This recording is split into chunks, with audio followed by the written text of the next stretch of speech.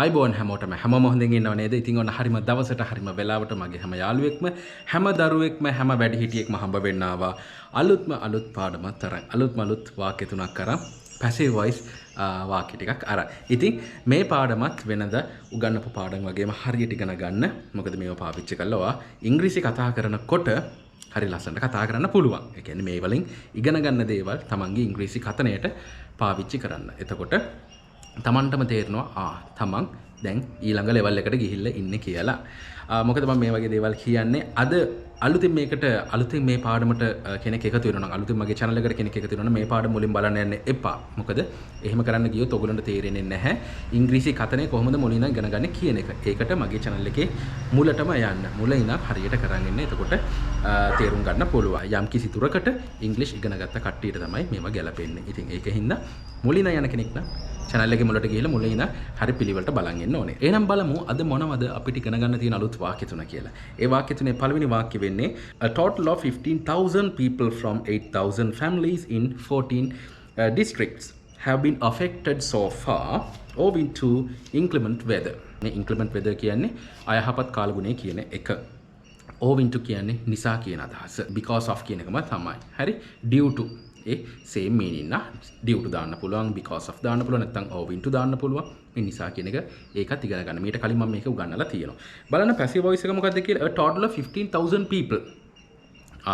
ඒ කියන්නේ මිනිස්සු 15000ක් ඒ වගේම from 8,000 families මේ මිනිස්සු 15000 උනේ 8,000 families. ඒ කියන්නේ පවුල් 8000ක් මිනිස්සු 15000ක් කියන අදහස. දිස්ත්‍රික්ක 14ක in 14 districts. ඔන්න ලස්සන්ට ඒක වාක්‍ය ගොඩනගලා තියෙනවා. විපතට පත් වෙලා තියෙනවා. පීඩාවට පත් වෙලා තියෙනවා. have been affected so far මේ වෙනකන් මේ වෙනතුරු affected පීඩාවට පත් වෙලා තියෙනවා. පීඩාවට affect වෙනවා කියන්නේ පීඩාවට පත් වෙනවා කියන එක මෙන්න මේ මිනිස්සු ටික 15,000 people have been affected so far.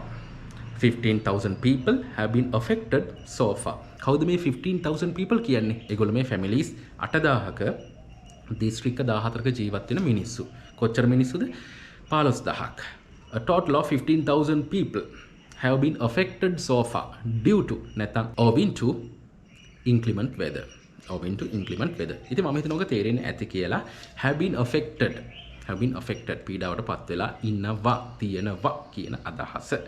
ඉතින් මම හිතනවා මේකේ උගන්න ලොකු දෙයක් නෑ. මේ වාක්‍ය කියවනම් ඔයගොල්ලන්ගේ ජීවිතේට මේ ඉංග්‍රීසි පැත්තෙන් ලොකු දෙයක් ගන්න පුළුවන්. මේ පොඩි වාක්‍යයකින් උනත් ලොකු දෙයක් ගන්න පුළුවන්. හරියට ඉගෙන ගන්න. තේරුණා නේද? බලමු දෙවෙනි වාක්‍ය මොකක්ද කියලා. Besides 8 buildings and 18 houses. Besides 8 buildings and 18 houses. 8 buildings and 18 houses have been fully damaged. Due to flash floods and strong winds. Flash floods කියන්නේ මේක පාට වෙන ගම් වතුර කියන හදිසි ගම් වතුර කියන අදහස. හරි? strong winds ඒ කියන්නේ තද සුළං කියන අදහස. ඒ කියන්නේ ගොඩක් කරහියෙන් එන හුලං තද සුළං අන්න strong winds ඒ කියන්නේ තද බල ඒ කියන්නේ විනාශකාරී සුළං කියන අදහස තමයි උතන වෙන්නේ. strong winds තද සුළං කියන අදහස තමයි උතන strong winds කියන්නේ. බලන්නකෝ besides කියන්නේ මීට අමතරව කියන අදහස් තමයි මෙතනින් ගන්න පුළුවන්. ඉන්නේ besides ඉගෙන ගන්න 8 buildings building 8ක් ගොඩනැගිලි 8ක් ඒ වගේම and 18 houses ගෙවල් 18ක් have been fully damaged. ඔන්න passive voice have been fully damaged. නිකන් ওই buildings ඒ ටික ඔක්කොම අමතක කරන්නකෝ. ගෙවල් 18ක් සම්පූර්ණයෙන්ම විනාශ වෙලා තියෙනවා. කොහොමද කියන්නේ 18 houses have been fully damaged. ඔන්න මේකට තව එකතු කරලා තියෙනවා 8 buildings. building 8කුත් 8 buildings and 18 houses have been fully damaged. තේරුණා නේද? සම්පූර්ණයෙන්ම විනාශ වෙලා තියෙනවලු. හරි.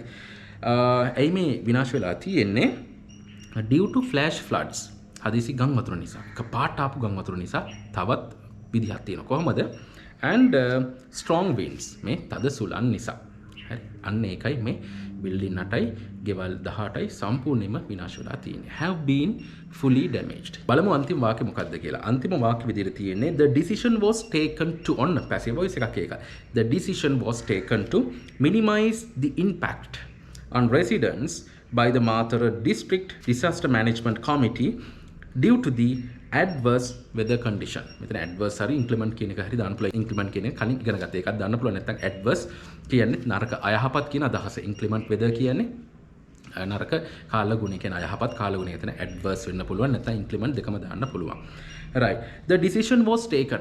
තීරණය ගත්තා. ඔන්න the decision was taken. තීරණය ගත්තා. was taken ගත්තා කෙලින්ම. තීරණය අරන් තියෙනවා. The decision has been taken. ඒ කියන්නේ තීරණය අරන් තියෙනවා. The decision will be taken. තීරණය ගනීවි. ඔන්න ඉගෙන ගන්න. The decision was taken. decision එක ගත්තා. තීරණය ගත්තා. To minimize අඩු කරන්න, අවම කරන්න. To minimize the impact බලපෑම අඩු කරන්න. To minimize මොකද්ද? The impact බලපෑම අඩු කරන්න. The decision was taken.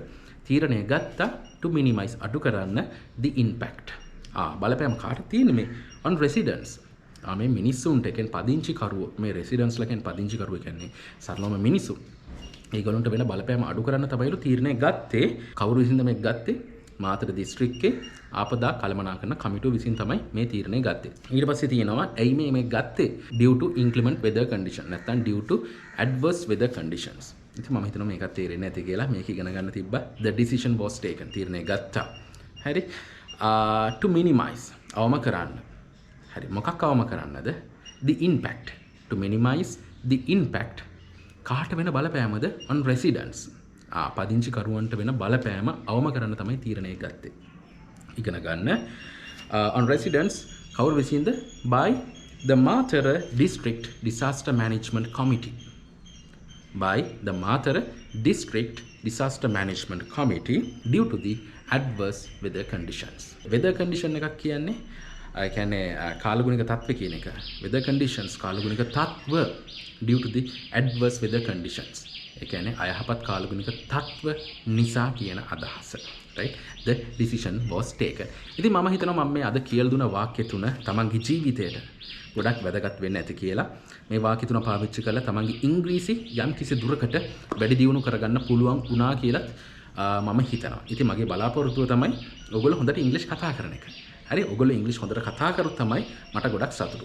ඉතින් ගොඩක් කට්ටිය මගේ channel එක බලලා මගේ වීඩියෝස් බලලා මට කෝල් කරනවා. සමහර කට්ටිය ඉංග්‍රීසියෙන් කතා කරන මට හරි සතුටුයි. ඉතින් ඒගොල්ලෝ කියනවා අනේ channel එක බලලා ගොඩාක් දේවල් අපි ඉගෙන ගත්තා. ඉතින් මම ගොඩක් සතුටු වෙනවා මගේ channel එක බලලා යම් කිසි දෙයක් ඔයගොල්ලෝ ඉගෙන ගන්න නිසා. ඉතින් ඒ වගේ මගේ channel එක විතරක් නෙමෙයි ලංකාවේ තියෙනවා තව YouTube channels ගොඩාක් මේ ඉංග්‍රීසි උගන්වන. ඉතින් ඒ වලටත් යන්න. ඒවත් බලන්න. මගේ එක බලනවා වගේම ඒ ගුරුවරුන්ගේ channels හැම දෙයක්ම බලන්න. යම් කිසි දෙයක් ඉගෙන ගන්න පුළුවන්. මටත් වැඩිය ගොඩාක් දේවල් අනිත් channels වලින් ඉගෙන ගන්න පුළුවන්. ඒ channels වලට ගිහලා බලලා තමන්ගේ දැනුම දියුණු කර ගන්න ඕනේ. ඒ වගේම මතක් කරන්න ඕනේ මගේ නංගි රොවිනි සචිත්‍ර කරන Real Start Pro කියන ඉංග්‍රීසි YouTube channel එක තියෙනවා. යන්න ඒ English channel එකට ගිහිල්ලා තමන්ගේ ඉංග්‍රීසි දැනුම තවත් වැඩි දියුණු කරගන්න පුළුවන්. ඉතින් ඒ වගේම අනිත් ගුරුවරුන්ගේ channel වලිනුත් තමන්ගේ ඉංග්‍රීසි කතනිය දියුණු කරගන්න පුළුවන්. ඉක්මනින් ආපහු මේ වගේම වටින පාඩමකින් ළමන සතිය හම්බ වෙමු. හැබැයි ඒ හම්බ වෙනකම් මගේ හැම යාළුවෙක්ම හැම දරුවෙක්ම හැම වැඩිහිටියෙක්ම වෙනදටත් වැඩිය ගොඩක් පරිස්සමෙන් ඉන්න ඕනේ. හැමෝටම ආයිබෝවන්.